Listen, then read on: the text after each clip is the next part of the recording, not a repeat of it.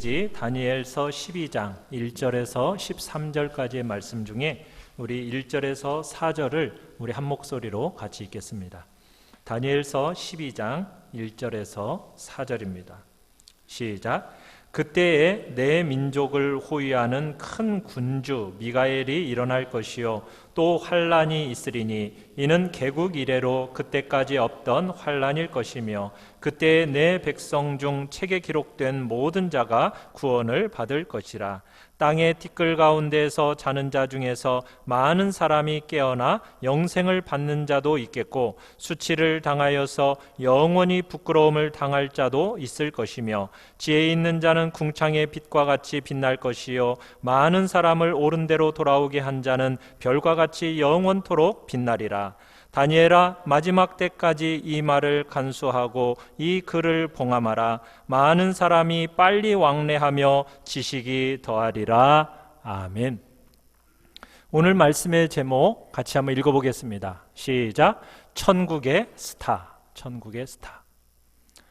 요즘 우리나라의 스타는 누구인 것 같습니까? 며칠 전에 네 골을 한꺼번에 넣은 손흥민, 축구 스타죠. 또 BTS, 또 뭐 블랙핑크, 혹시 아시나요? 이런 사람들이 참 전 세계적으로 유명세를 떠뜨리는 스타들이죠. 천국에 가면 누가 스타일까요? 우리가 오늘 이 시간 함께 말씀을 통해서 알아보고자 합니다. 오늘 이제 다니엘의 마지막 장입니다. 1장부터 시작해서 오늘 이제 드디어 다니엘의 마지막 장인데요. 다니엘이 참 청소년 시절에 조국을 잃고 낯설고 물선 바벨론이라는 땅에 포로로 사로잡혀 오게 되죠. 그 청소년이었던 다니엘이 장년이 되고 그 장년이 노년이 되어서 어느새 90 가까운 나이가 되었습니다. 그 사이에 바벨론 제국은 망해버렸어요. 새로운 제국이 등장하게 됐죠. 그 등장한 제국의 이름이 무엇입니까? 바사 제국입니다. 페르시아 제국이죠.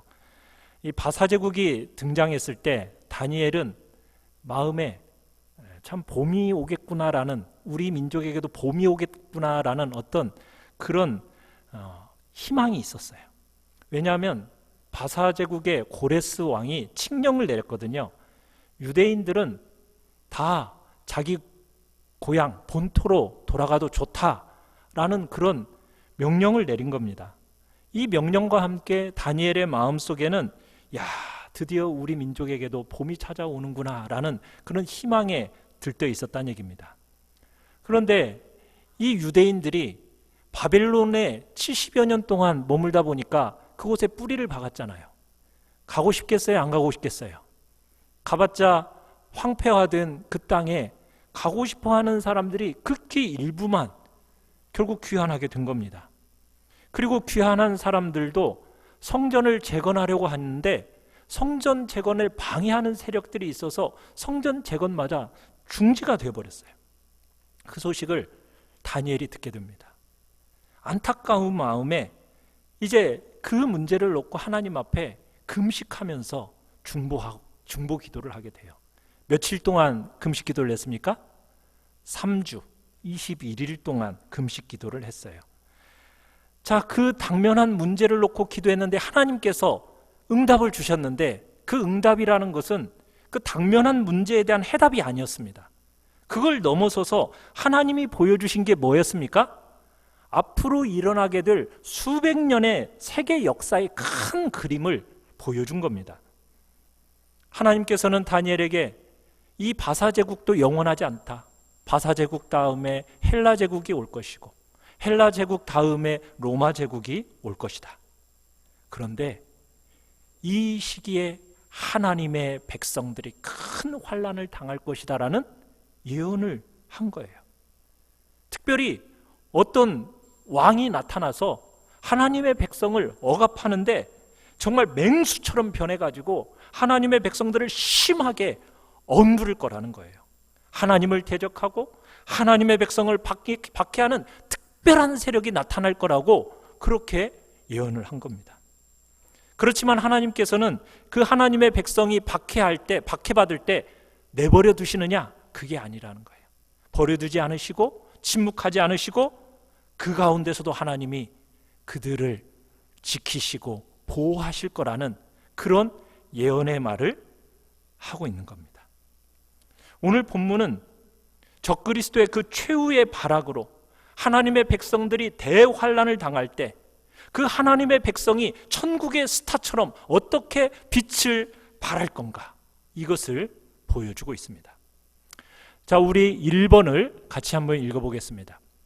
1번입니다. 시작. 마지막 때에 일어날 일. 지금 오늘 본문은 주전 536년 바사왕 고레스 3년에 90세 가까운 노인이 된 다니엘이 히데겔이라는 강가에서 3주간 금식 기도 중에 받은 묵시의 마지막 부분입니다.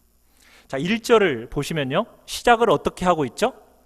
그때에 라고 하고 있죠. 그럼 이 그때라는 것은 언제일까? 우리가 지난주에 봤던 다니엘서 11장 21절에서 45절의 때입니다. 특별히 40절에서 45절의 그 사건이 일어날 그때를 말하고 있는 겁니다.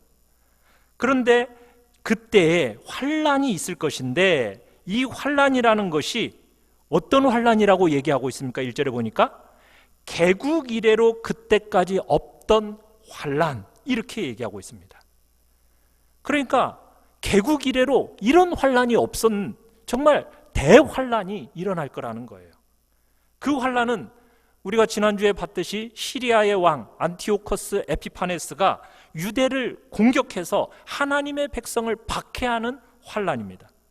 예루살렘 성전을 공격합니다. 그리고 그 예루살렘 성전에 멸망하게 할 가증스러운 것을 그 성전에다 세웁니다. 뭘 세웁니까? 제우스 신상을 성전에다 세우는 겁니다. 그리고 부정하다라고 율법에 정해져 있는 돼지를 갖다가 그 성전에서 제사를 지내게 만듭니다. 하나님과의 언약을 상징하는 할례를 금지시켜 버립니다. 그러면서 유대인들을 학살합니다. 헬라 문화를 강요하는 그런 일이 벌어지게 되는 겁니다. 그래서 개국 이래로 그때까지 없었던 환란이 있을 거라는 거예요. 그런데 우리가 지난주에 말씀드렸듯이 이 안티오코스 에피파네스라는 사람은 하나님의 백성을 박해하는 대환란의 때 이 사람은 예수 그리스도 재림 직전에 무엇의 모형이라고 그랬습니까? 적그리스도의 모형이라고 말씀을 드렸어요. 그러니까 적그리스도의 모형으로서 이런 일을 자행한 겁니다. 그러니까 안티오코스 에피파네스가 예루살렘을 파괴하는 이 모형적인 모습은 결국 무엇을 보여준다고 얘기할 수가 있습니까? 예수 그리스도 재림의 직전에 인류 최후의 멸망을 동시에 보여주고 있다는 얘기입니다. 그래서 오늘 1절의 그때에라는 이때는 안티오코스 에피파네스의 그때도 되지만은 오늘날 우리가 살아가는 이 시대 속에서 예수 그리스도 재림의 직전, 그 즈음에 나타날 역사를 가리키기도 한다라는 거, 우리가 생각하고 이 본문을 해석해 나가는 겁니다. 이 대환란의 시기에 사탄의 조종을 받고 있는 적그리스도가 모든 수단을 동원해 가지고 예수 그리스도를 믿는 하나님의 백성들을 공격하고 박해하고 핍박하는 대환란이 올 거라는 얘기입니다. 하나님을 대적하고 하나님의 백성들을 박해하는 사건은 인류 최후의 멸망의 사건이 될 거라고 성경은 이야기하고 있습니다. 그래서 오늘 본문에 나오는 이 대환란이라는 것은 민족적인 유대인만을 얘기하는 것이 아니라 하나님 나라 백성 전체, 우리 믿는 예수 그리스도를 믿는 하나님의 백성들이 적그리스도에 의해서 겪게 될 대환란을 의미하고 있는 거죠. 자, 이렇게 적그리스도의 모형인 안티오코스 에피파네스가 유대를 공격하고 하나님의 백성을 박해할 때 어떤 일이 일어날 거라고 1절에서 얘기하고 있습니까? 그때에 내 민족을 호위하는 큰 군주 미가엘이 일어날 것이다. 여러분, 미가엘이 누구죠? 천사장입니다. 영계의 용사로서 하나님의 백성의 수호자죠. 개국 이래 최악의 환난의 때에 하나님께서 천사장 미가엘을 통해서 자기의 백성들을 구원하신다라는 이야기를 지금 하고 있는 겁니다. 하나님의 백성을 보호하는 임무를 맡은 이 미가엘 천사장이 마지막 때에 주님의 몸된 교회를 공격하는 이 어둠의 세력과 맞서 싸우게 될 것이라고 지금 본문이 얘기하고 있는 거예요. 그러기에 사랑하는 성도 여러분, 대환란이 오는 것으로 인하여 두려워하지 마십시오. 걱정하지 마십시오. 어떤 환란과 핍박이 온다 할지라도 두려워할 필요가 없습니다. 왜요? 우리 배후에서 우리를 도우시고 우리를 위하여서 싸우시는 그 하나님의 천사장이 우리를 지켜 보호할 것이기 때문입니다. 마지막 때가 되면 마귀의 군대는 하나님의 백성을 향해서 더 거세게 공격을 해올 것입니다. 그런데 이에 맞서 싸우는 천사가 있습니다. 그들은 더 강력한 기세로서 우리를 보호할 것이고 그 치열한 영적 전투에서 승리를 거두게 될 것을 우리에게 말씀하고 있는 겁니다. 마지막 날, 여러분, 그날은 참으로 힘든 때가 될 겁니다. 그러나 1절 끝에 보시면은 뭐라고 얘기했습니까? 그때에 내 백성 중 책에 기록된 모든 자가 어떻게 될 거다? 구원을 받을 것이다, 이렇게 얘기하고 있습니다. 여기서 책에 기록된 자 할 때 이 책은 무슨 책을 얘기하는 걸까요? 우리가 요한계시록에 가서 보고 또 신약 성경에 가서 보면 어린 양의 생명책입니다. 그러기에 우리는 일단 이 책에 기록이 되어져야 합니다. 사랑하는 성도 여러분은 이 책에 여러분의 이름이 기록되어져 있으십니까? 기록된 여러분의 이름이 주님의 다시 오실 재림의 날에 불려질 거라는 확신이 있으십니까? 누구든지 예수 그리스도를 믿으면 그 책의 이름이 기록이 되어집니다. 생명책에 기록이 되어집니다. 그러나 여러분, 생명책에 기록되지 않은 사람은 어떻게 될까요? 하나님 앞에는 생명책도 있지만 또 다른 책이 있습니다. 그 책은 행위의 책들입니다. 하나님께서 그 행위의 책들에 기록된 대로 이 생명책에 기록되지 않은 사람들은 심판을 받게 될 겁니다. 그 심판과 함께 그들에게 주어지는 형벌이라는 것은 무시무시한 지옥의 형벌이 되겠죠. 하나님께서 생명책에 기록된 자신의 백성을 자신의 선하신 뜻에 따라서 보호하십니다. 이때 하나님께서 천사들을 사용하신다는 거예요. 천사장 미가엘을 통해서 하나님의 백성들을 보호하신다는 겁니다. 이 사실은 우리에게 큰 위로와 격려가 되죠. 하나님께서 하나님의 자녀 한 사람 한 사람을 정말 자신의 최선의 뜻에 따라서 보호하신다라는 거 기억하시길 바랍니다. 그러면서 2절에 가보시면은 하나님께서 자기 백성을 구원하시고 보호하심에 있어서 뭘 통해서 보호하시느냐? 부활을 통해서 보호하실 것을 말씀하고 계십니다. 2절에 보면은 이렇게 시작하고 있죠. 땅의 티끌 가운데서 자는 자. 여러분, 땅의 티끌 가운데서 자는 자라는 것은 누구를 가리키는 거겠습니까? 이 땅에서 죽어서 땅으로, 티끌로, 먼지로 돌아간 모든 인류를 지칭하는 단어가 바로 이 단어입니다. 주님이 다시 오실 때, 마지막 심판의 때, 이때 죽었던 모든 자들이 다시 일어나게 됩니다. 부활하게 됩니다. 그리고 하나님의 심판을 받게 됩니다. 딱 둘로 나눠져요. 예수 그리스도를 구조로 영접해서 생명책에 기록된 사람들은 어떻게 됩니까? 깨어나서 영생을 받게 될 것입니다. 그러나 끝끝내 복음을 거부하고 하나님을 신뢰하지 않는 그런 자들은 어떻게 되겠습니까? 수치를 당하여서 영원히 부끄러움을 당할 것이다라고 분명하게 얘기하고 있습니다. 믿는 하나님의 백성들은 생명의 부활을, 믿지 않는 끝내 복음을 거부한 불신자들은 심판의 부활로 나오게 될 거라고 분명하게 선언하고 있는 겁니다. 여러분, 우리 인간은 둘로 나눠져 있어요. 이 육체와 육체 안에 영혼으로 나뉘어 있죠. 그렇게 되어 있어요. 하나님께서 흙으로 인간을 흙으로 만드시지 않았습니까? 육체를. 그리고서는 생기를 불어넣어 주셨어요. 그 생기가 무엇입니까? 영혼입니다. 사람이 죽는다라는 것은 뭐예요? 육체와 영혼이 분리되는 것이 죽음입니다. 그러면 사람이 죽으면 그 영혼은 어떻게 되는 겁니까? 예수 그리스도를 믿는 사람의 영혼은 천국으로 가는 것이고, 믿지 않는 사람의 영혼은 지옥으로 가는 거예요. 사람이 죽은 후에 그 영혼은 천국과 지옥으로 분리가 되는 겁니다. 그리고 예수 그리스도께서 재림하시면은 이 땅에서 죽었던 모든 사람들이, 이 육체들이 다 부활합니다. 그리고 예수님이 재림과 함께 천국과 지옥에 있었던 모든 영혼들이 그 육체와 함께 결합하면서 부활이 일어나는 거예요. 예수 그리스도를 믿어 생명책에 기록된 사람들은 영광스러운 몸, 강한 몸, 신령한 몸, 하늘에 속한 몸, 그 몸으로 정말 예수님의 재림과 함께 하늘의 정말 천사장의 나팔 소리와 함께 순식간에 그렇게 변화되어서 예수 믿는 모든 사람들은 영원한 천국에서 지복을 누리게 될 겁니다. 그러나 믿지 않는 사람들도 부활은 하는데 그 부활의 몸을 가지고 어디를 가느냐? 영원한 지옥의 형벌 속에서 고통을 당하게 될 거라는 얘기입니다. 사랑하는 성도 여러분, 사람은 죽은 후에 없어지는 게 아닙니다. 영혼이 없어지는 게 아니에요. 그 영혼이 뭐 다른 사람으로, 다른 짐승으로 환생한다? 아닙니다. 그런 사상은 잘못된 것이고, 그런 사상은 마귀의 속임수입니다.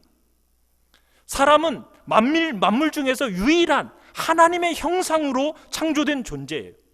그렇기 때문에 죽을 때나 부활할 때나 우리 모두는 자기 몸으로, 그 사람의 몸으로 부활하게 되는 거예요.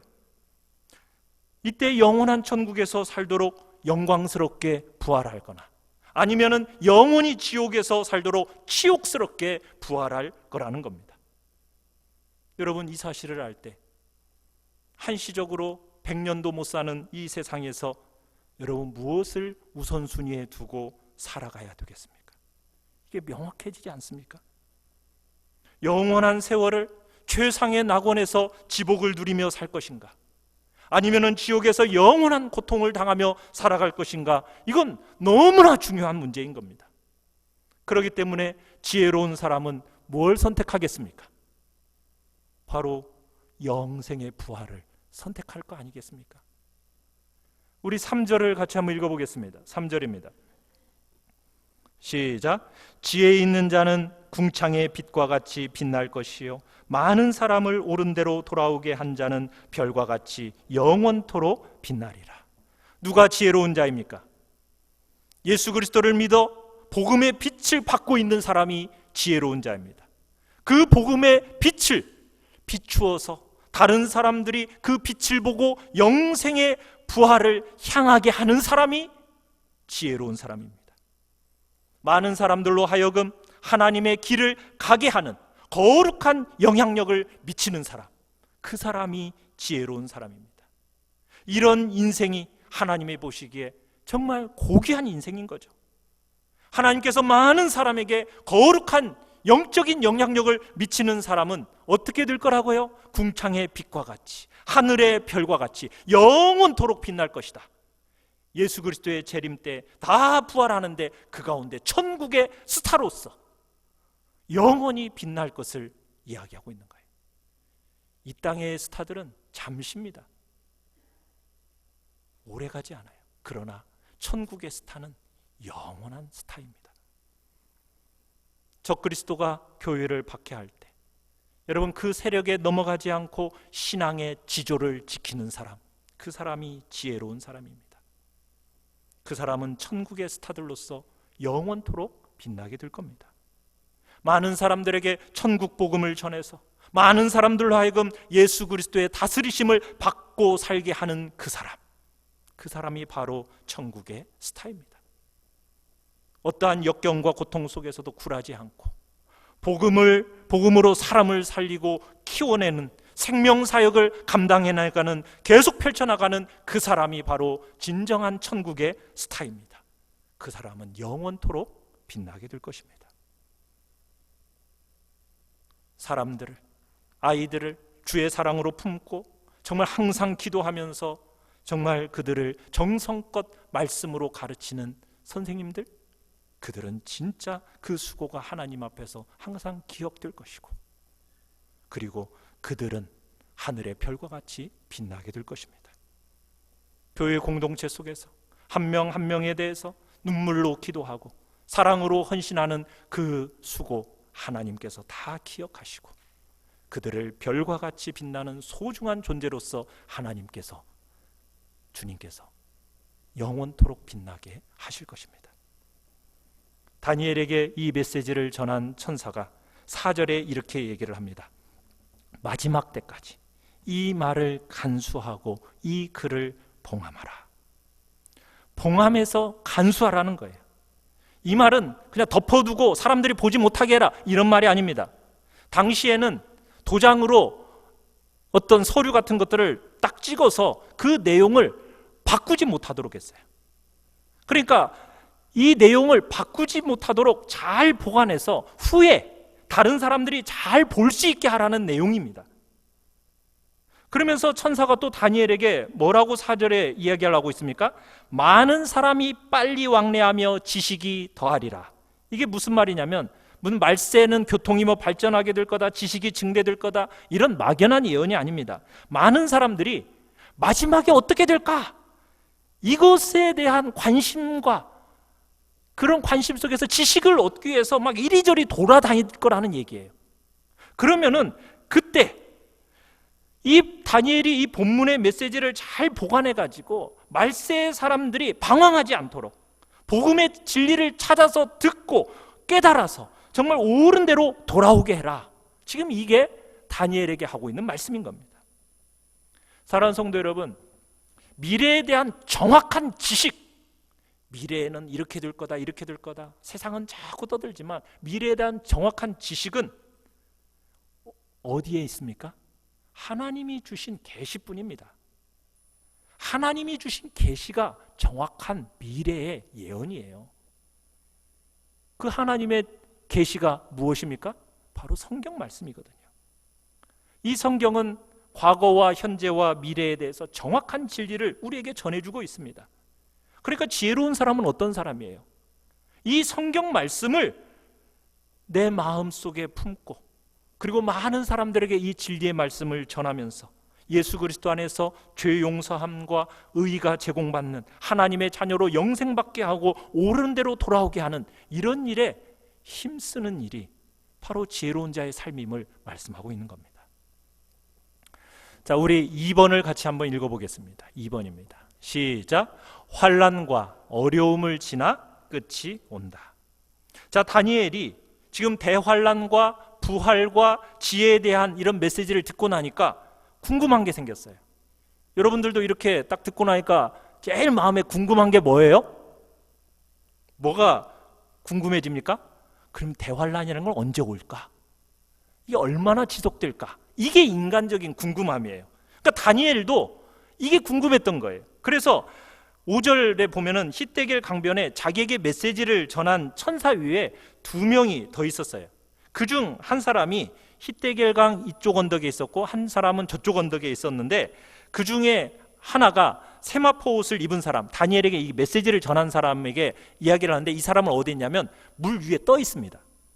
그 사람에게 질문을 던지는 거예요. 뭐라고 질문을 던졌습니까? 자, 6절에 뭐라고 질문을 던지고 있어요? 이 놀라운 일의 끝이 어느 때까지니까? 이렇게 질문을 던지고 있는 거예요. 이게 무슨 얘기예요? 언제 이 모든 일이 이루어집니까? 언제 이 모든 일이 끝납니까? 이게 지금 다니엘의 질문인 겁니다. 그러니까 이 강물 위에 있는 천사가 좌우 손을 딱 들더니 하늘을 향해서 영원히 살아계시는 그 하나님을 향해서 맹세하며 답변을 해요. 이렇게 맹세하며 답변한다는 것은 그만큼 확실하다는 것을 의미하는 겁니다. 자, 종말의 때가 언제입니까? 라고 물으니까 이 천사의 질문에 답변을 하죠. 7절에 뭐라고 답변을 하고 있습니까? 한때, 두때, 반때를 지나서 성도의 권세가 깨어지기까지, 이렇게 대답을 하고 있어요. 자, 우리가 다니엘서를 이렇게 강의를 들으면서 한때, 두때, 반때 들은 적 있죠? 이게 얼마를 가리킨다고 얘기했으면 기간이? 70일에 할 때 얘기했죠? 3년 반. 한때, 두때, 반 때, 3년 반. 여러분, 그런 3년 반 동안 계속 그 대환란이 지속되는데 그 기간에 무슨 일이 일어난다고요? 성도의 권세가 다 깨어진대요. 무슨 얘기예요?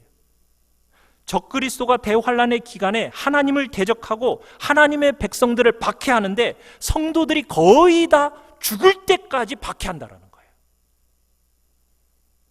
그러니까 하나님의 백성들이 극한 시련과 환란을 겪게 될 것을 지금 얘기하고 있는 겁니다.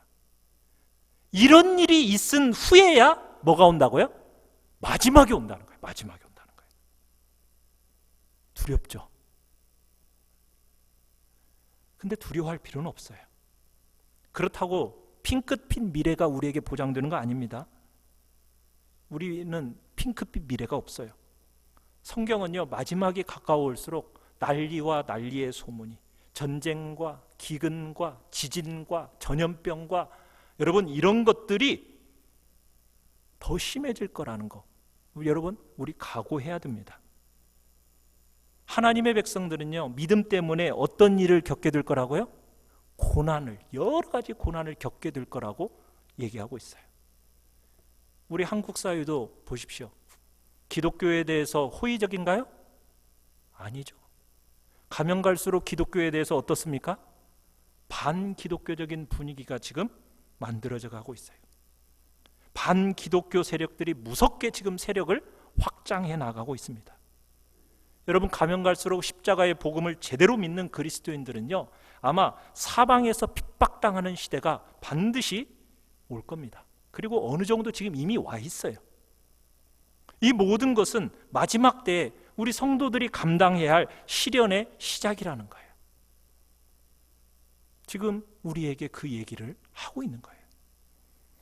여러분, 3년 반에 대해서, 이 3년 반은 적그리스도가 하나님의 백성들을 박해하고 성도의 세력을 꺾어버리는 기간입니다.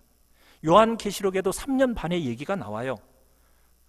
요한계시록 11장에 가보면은 거룩한 성이 짓밟히는 기간 해가지고 42달의 얘기가 나옵니다.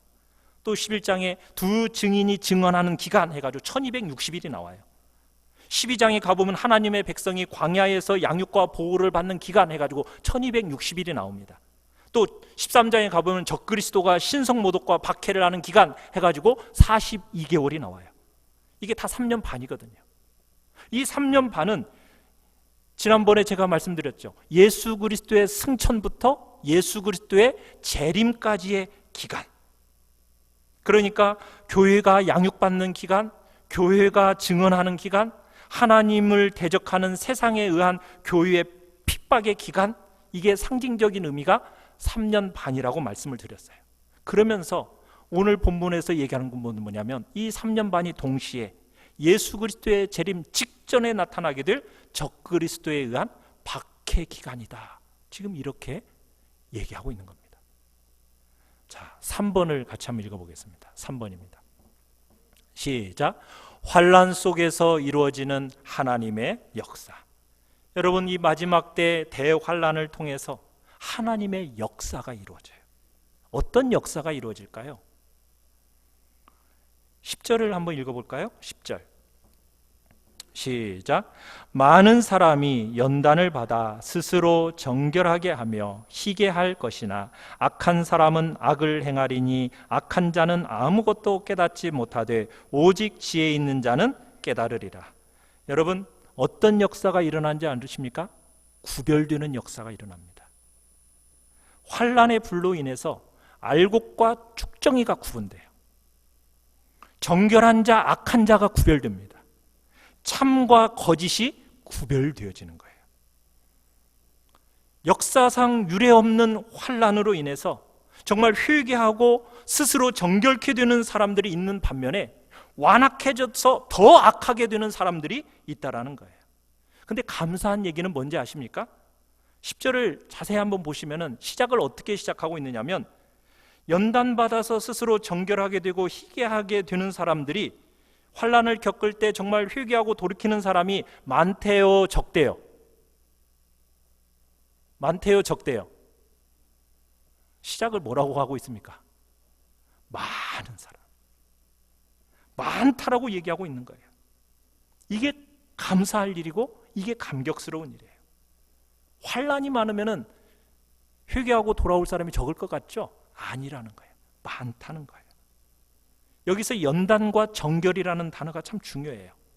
풀무불 속에서 지금 순수하게 재련되는 이 순금처럼 하나님의 사람들은 환난 속에서 더욱더 새로워지고 더욱더 거룩해진다는 얘기예요. 그러니까 이상하게도 교회는요, 환난이 다가오고 시련이 올수록 더 거룩해지고 성숙해지고 아름다워지는 겁니다. 오늘날 한국교회가 마찬가지입니다. 외부적인 핍박이 있습니다. 내부적으로는 분열들이 나타납니다. 이단들의 공격이 있습니다. 여러 가지 힘든 상황이 한국교회, 우리 교회 다 있는 거예요. 그런데 이 과정이 무슨 과정입니까? 우리를 정결하게 하시는, 우리 교회를 정결하게 하시는, 한국교회를 정결하게 하시는 연단의 과정이라는 거 우리는 믿습니다. 마지막 날 연단을 받으며 정말 악한 자, 지혜로운 자 딱 구분되는데 차이점이 있어요. 악한 자와 지혜로운 자의 차이점이 뭔지 아십니까? 잘 보십시오. 10절에 보시면 악한 자는 아무것도 뭐 하지 못한다? 깨닫지 못해요. 그런데 지혜로운 사람은 깨닫는다. 깨달음의 문제, 영적인 깨달음에 있어요. 차이점이. 악한 자는 연단을 받으면서도요, 아무것도 깨닫지 못한다는 거예요. 여러분, 아무것도 깨닫지 못하는 이 악한 자가 꼭 불신자만을 얘기하는 게 아닙니다. 복음을 영접하지 못한 불신자들만의 얘기가 아니라 정말 예수님을 믿는다고 말하면서도 여전히 경직되어 있고 세상과 타협해 있고 무기력해져 버린 그런 성도라고 말하는 사람들도 동일하게 포함되어 있는 거예요.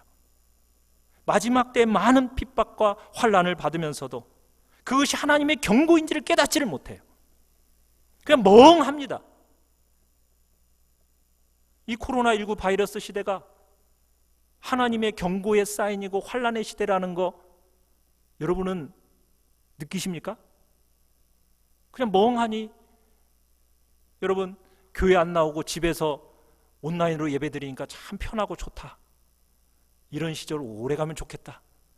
혹시 그렇게 생각하고 있는 분들은 혹시나 안 계십니까? 무기력해지는 여러분 이런 신앙생활 지금 그런 얘기를 하고 있는 거예요. 하나님의 경고인지를 깨닫지를 못해요. 오늘 한국교회의 많은 성도들이 지금 그런 모습으로 되어져 가고 있어요. 처음 온라인 예배를 드릴 때만 해도 컴퓨터 앞에서 옷을 쫙 차려입고 예배를 드렸대요. 근데 지금은 어떻게 되는지 아십니까?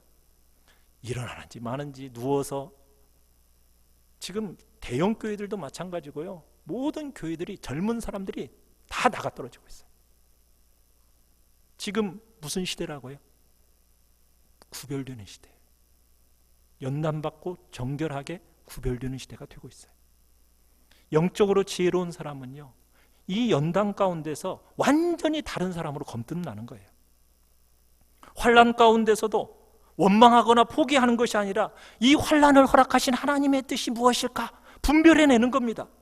하나님이 우리에게 회개하기를 원하시는구나, 정신 차리기를 원하시는구나, 내 삶의 거품을 빼내고 교만을 제거하시는구나, 나의 민낯을 그냥 확연히 드러내 보여주시는구나, 우상을 버리라고 하시는구나, 더 이상 이렇게 매너리즘에 빠져서는 안 되겠다, 내가 이게 무기력한 신앙생활을 해서는 안 되겠다. 여러분, 내가 지금까지 세상과 하나님 앞에 양다리 걸친 채 내가 살았었는데 이런 삶을 더 이상 살아서는 안 되겠구나, 내가 이제는 주님이 주신 십자가를 지고 확실하게 내가 제자의 삶을 살아야겠구나.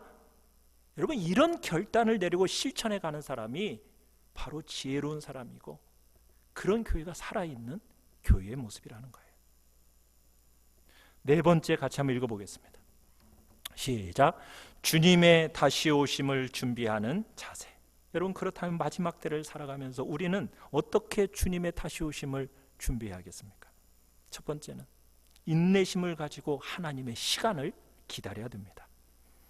거룩한 하나님의 백성들이 극한 시련과 환난을 겪게 되는 일이 있은 후에야 마지막에 온다라고 지금 얘기하고 있어요. 그 마지막 때에는 적그리스도가 하나님을 향한 경배를 금지할 거고요, 하나님의 대신에 우상 숭배하도록 압박할 겁니다. 11절에 그렇게 되어 있어요. 매일 드리는 제사를 폐하며 멸망하게 할 가증한 것을 세울 때. 자, 그 기간이 며칠이라고요? 11절에 보니까 1290일. 1290일은 3년 반에다가 얼마를 더한 겁니까? 1260일에다가 얼마를 더한 거예요? 30일, 한 달이 더해진 거죠. 자, 그러더니 12절에 가보시면 너는 기다려서 며칠? 1335일. 그러면은 이때는 1290일보다 며칠이 더 늘어났어요? 45일이 더 많죠. 그러니까 또 이 사람들이 이 숫자를 가지고는 막 예수님의 재림 날짜가 언젠가 막 정확하게 계산하려고 이게 힌트인 줄 알고 막 계산해내는 사람들이 있어요. 막 그래가 골머리를 알아요. 그럼 그런 게 아니에요. 이것은 지금 정확한 날짜를 하나님이 알려주시려고 하는 것이 아니고 이건 상징적인 거예요. 상징적인 거. 정확히 얼마가 될지 우리는 정확하게 알 수 없어요. 그건 누구만 아는 겁니까? 하나님 아버지만 아시는 거예요. 그렇지만 성도들이 교회를 탄압하는 이 적그리스도의 세력에 대해서 극심한 환난을 겪게 되는데, 그 기간이 이제 1260일 됐으니까 끝날 때쯤 됐나 했는데 끝나요, 안 끝나요? 안 끝나서 30일이 더 돼. 이제는 끝났나 싶었더니 또 어떻게 돼요? 45일이 더 가. 그런데 이게 계속 이어져요? 끝없이 이어질까요? 아니죠. 딱 정해져 있다라는 거예요. 정해져 있어요. 정확한 어떤 기간이 지나면은 반드시 우리 주 예수님은 재림하실 겁니다. 영광스러운 몸으로 재림하실 거예요. 그러면은 반드시 이 환난은 어떻게 되어져 있다라는 거예요? 끝나게 되어져 있다라는 겁니다. 그래서 12절에 이렇게 얘기하는 거예요. 기다려서. 기다리는 사람이 복이 있는 거예요. 기다리는 사람이. 인내하며 기다리는 사람이 성도입니다. 믿음이라는 건 뭐예요? 기다리는 거예요. 기다리는 거. 어떤 역경과 환난 가운데 있을지라도 하나님의 뜻이 선하시다라는 것을 믿고 궁극적으로 하나님의 뜻이 이루어질 거라는 거, 이것을 믿고 기다리는 겁니다. 이 기다림의 시간은 교회로 하여금 어떤 시간입니까? 회개하게 하는 시간이요, 정결하게 하는 시간이에요. 증인으로서의 사명을 감당하는 시간입니다. 그렇기 때문에 우리는 선하신 하나님을 믿고 뭐 해야 된다고요? 인내함으로 기다려야 돼요. 두 번째는 현재 서 있는 자리를 성실하게 지켜내야 됩니다.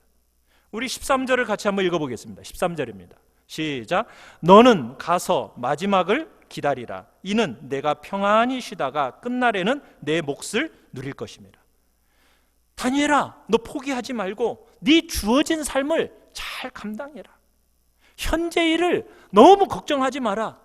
이 현재의 시련 때문에 믿음이 약해지지도 말고 낙심하지도 마라. 종말에 너는 편히 쉴 것이고 너를 위해서 준비된 곳이 마련되어 있으니까, 네 쉴 곳이 마련되어져 있으니까 너무 걱정하지 말고 두려워하지 말고 너는 지금 네 할 일을 잘 감당해내라.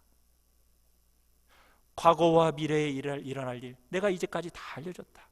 이 모든 거 다 알았으니 이제는 네 갈 길 가라. 소망 잃지 말고 살아가라. 너에 대한 나의 사랑을 확신하면서 나를 향한 수고를 아끼지 말아라. 이미 얻은 영원한 안식을 위해서 지금 열심히 힘쓰고 애써라. 지금 얘기하고 있는 겁니다. 여러분, 마지막 날이 올 때까지 어떤 일이 일어날지 우리는 다 알 수는 없어요. 그러나 우리의 마지막은, 그 마지막은 어떤 마지막입니까? 확실해요. 어떻게 해요? 확실하게 영광스럽고요, 복될 거라는 거. 여러분 믿습니까? 여러분을 위해서 예비해 신 곳, 그곳이 준비되어져 있음을 믿으십니까? 그곳에서 영원히 평안히 쉴 거라는 거 믿으십니까? 지금은 불확실한 현실 속이지만 그 끝이 확실하고 나를 위해서 준비된 것은 아름다운 거라는 거 여러분은 믿고 알고 계십니까? 하나님이 나를 위해서 계획해 놓으신 것, 이미 모든 것 다 계획해 놓으셨고, 하나님은 이런 모든 환경일지라도 놀라실 일이 없고 천국에서 막 비상회의를 소집하거나 그럴 일이 없어요. 하나님이 다 알고 계시니까 너는 너의 길을 가라. 나를 온전히 섬기는 삶을 살아라. 너희는 내가 마지막을 알고 있음을 알고 있다. 지금 주님은 우리에게 말씀하시는 겁니다. 사랑하는 성도 여러분, 지혜로운 자는 누구입니까? 세상적인 처세술이 뛰어난 사람을 얘기하는 게 아닙니다. 하늘의 지혜가 충만한 사람입니다. 영적 분별력이 뛰어난 사람을 가리키는 겁니다. 혼란으로 치닫는 이 마지막 때 악의 실체가 무엇인지를 깨닫고 세상의 조류에 휩쓸리지 않고 정말 자기 자신을 거룩하게 지켜내는 사람, 그 사람이 지혜로운 사람입니다. 그런 사람이 궁창의 빛과 같이 영원토록 빛나게 될 것입니다. 자기 자신을 거룩하게 지켜낼 뿐만 아니라 다른 사람들도 영적으로 변화시키는 정말 거룩한 영향력을 발휘하는 사람, 직분자를 얘기하는 게 아닙니다. 오늘날 한국교회는 직분은 많이 있지만 영적인 영향력을 발휘하는 사람은 너무나 없는 시대가 이 시대예요. 우리 그리스도인들은 자기가 서 있는 자리에서 영적인 영향력을 발휘하기를 간절히 바랍니다. 나로 인해서 예수 안 믿는 사람이 예수 믿겠다고, 믿지만 열정이 없는 사람이 믿음의 불길이 살아나고, 여러분, 그렇게 제대로 영적인 영향력을 발휘하는 사람이 바로 하늘의 별과 같이 빛나게 될 지혜로운 사람입니다.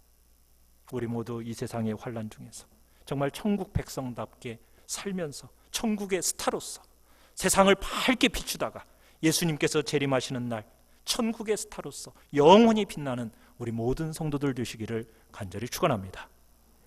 우리 시간 같이 찬양을 합시다.